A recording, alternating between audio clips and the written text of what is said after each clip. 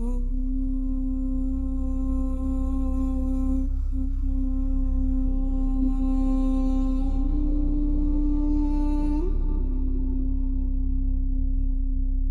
saw the tower shaking in the dark,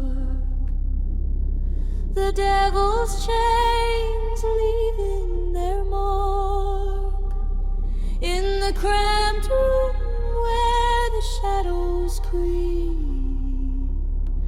and the little black bugs disturb the sleep.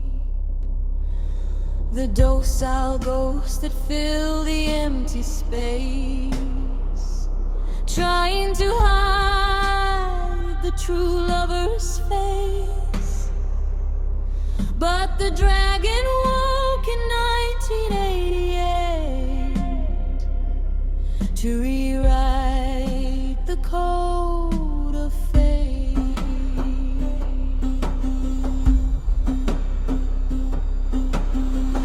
We are weaving the light into the 0 and 1.